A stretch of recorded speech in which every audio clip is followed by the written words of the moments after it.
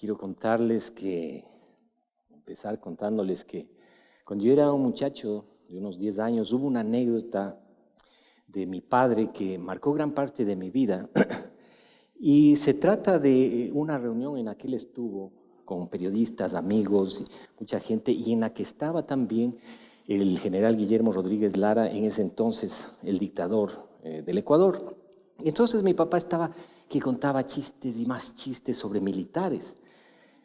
Y pues la gente se moría de risa hasta que llegó alguien por detrás y le dice: Gonzalo, se te está yendo la mano. ¿No? ¿Qué te pasa? Si a él sí le gusta. General, ¿no es cierto que a usted no le disgusta que le cuenten chistes de militares? Así es, licenciado. Ya ves, si él se enoja es cuando se los explican. Entonces,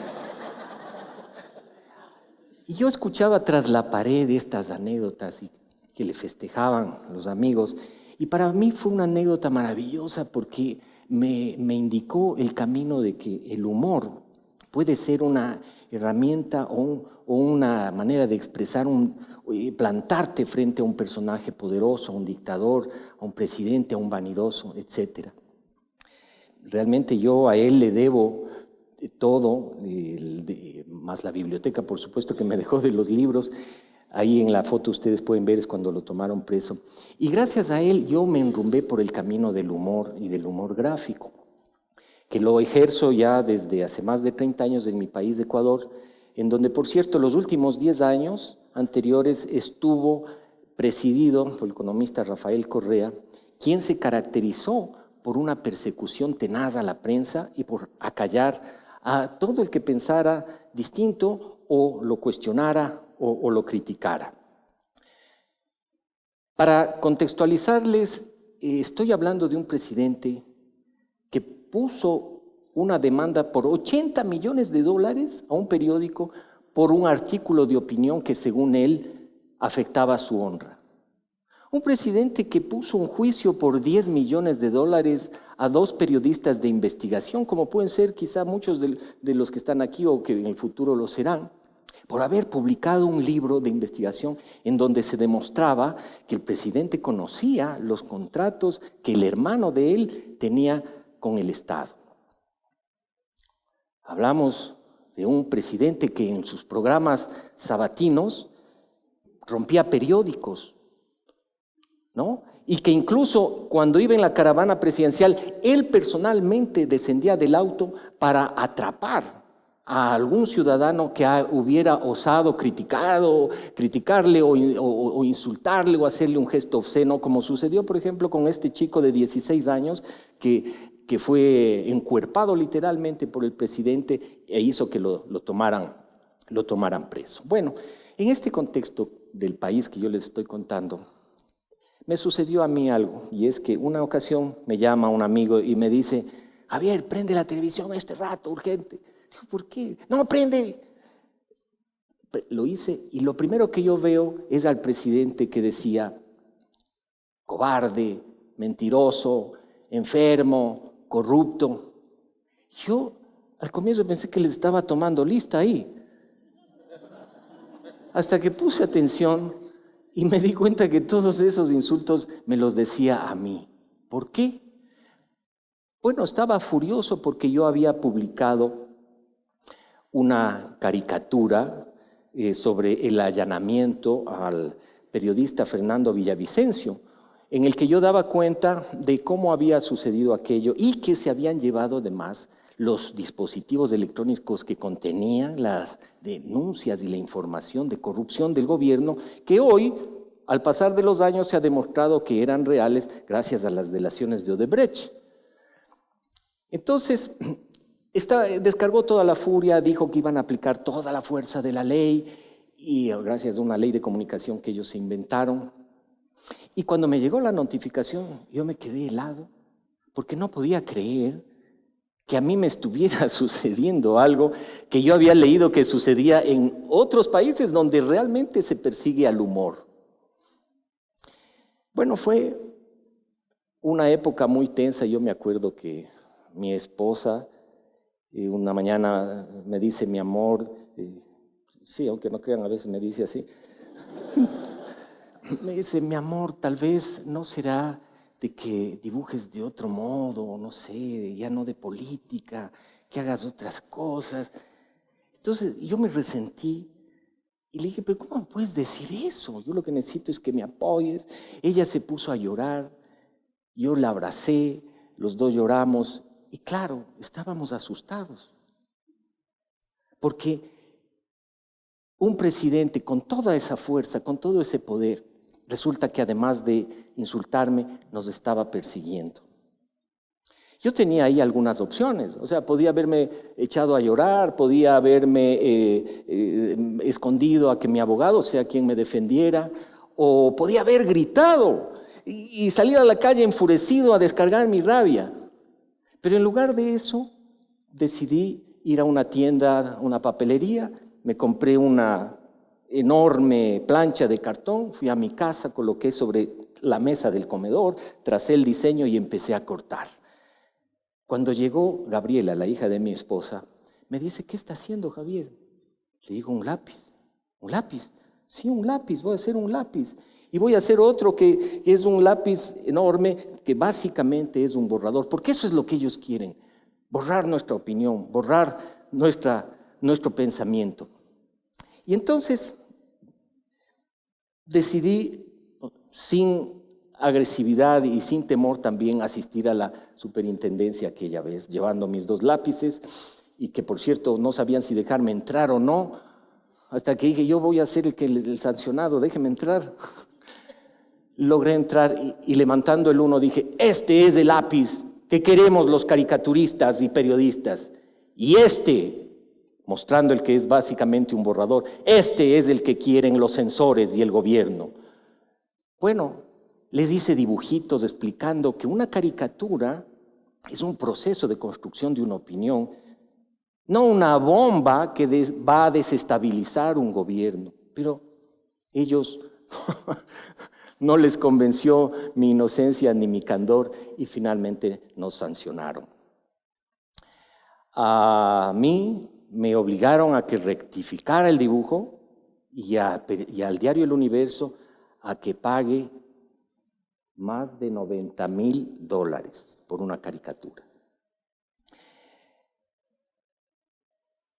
Yo obedecí la orden y entonces hice la rectificación, que fue una gran risotada en el país, porque yo dibujé a la policía llegando a la casa del allanado con flores, ofreciendo disculpas, y el afectado, el allanado, los recibía con toda la alegría y la confianza de que por fin lleguen las autoridades a allanarle y llevarse sus equipos.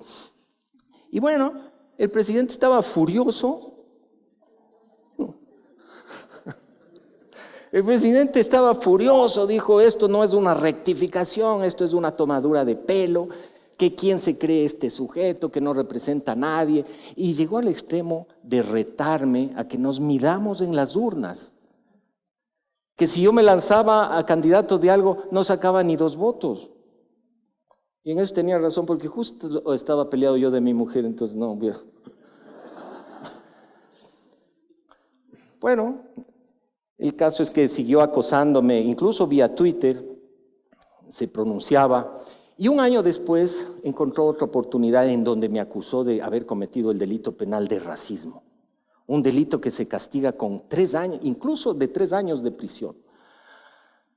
Incitó a la gente a que me denunciara, y efectivamente unos colectivos afro me denunciaron en la superintendencia por haber hecho este meme de aquí, en donde yo cuestionaba el desempeño de un asambleísta de su partido de gobierno, que da la casualidad que es un exfutbolista, a quien se le veía en un video leyendo como un chico de primer grado, y que además era un afrodescendiente, detalle que para mí es absolutamente irrelevante el color de la piel, pero que el presidente aprovechó y encontró una ocasión propicia para acusarme de racismo. Entonces, tuve que construirme unos lentes gigantes con los que acudí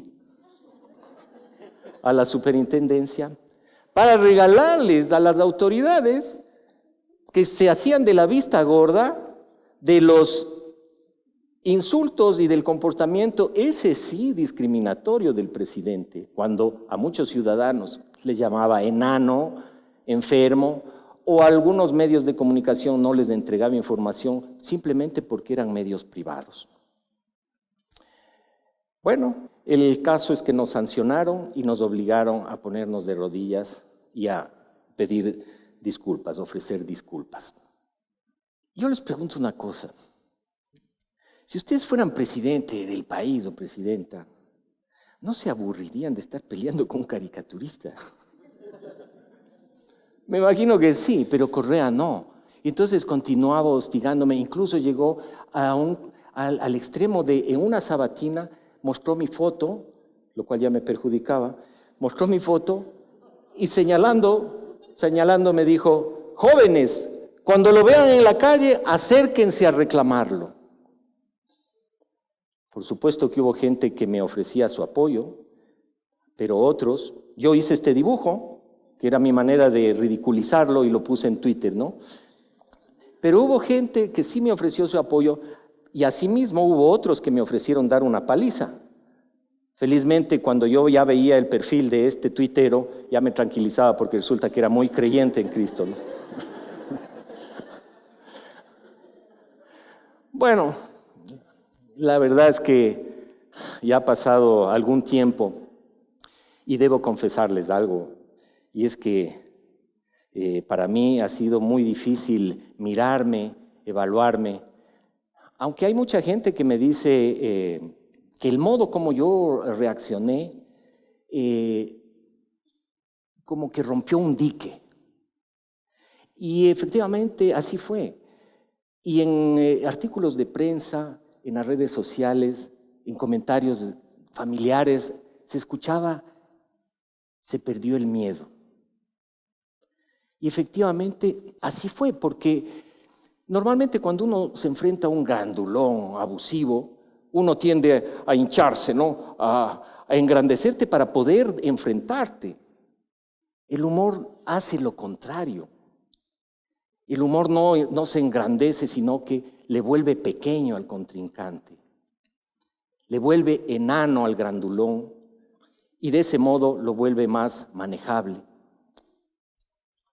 Entonces, es algo así como el drible de Messi ante dos defensas corpulentos y mete gol.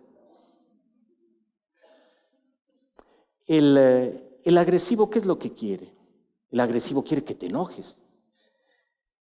Quiere mostrar su musculatura y medirse con la tuya. Quiere que le tengas miedo. Y entonces cuando respondes con humor, relativizas esa peligrosidad, no haces caso, aunque exista el peligro. Te burlas de la bravuconada y de ese modo neutralizas. Por cierto, yo me acuerdo, de alguna manera es como una valentía, ¿no? Y por eso yo me acuerdo que caminaba en esa época por la calle y alguien me grita, me dice, Bonil. Yo regreso a ver y me dice, valiente. Yo digo, ¿le conocerás a mi mujer? Bueno, no le conocía, pero... Y entonces, es que el humor en realidad es una... En mi caso fue así un triunfo imaginario. Cierto es que no logramos parar las multas ni las amonestaciones, pero fue una victoria simbólica, porque demostramos que no nos doblegábamos y que no le teníamos miedo. ¿Y qué es lo que quiere un abusador, un agresor? Que le temas.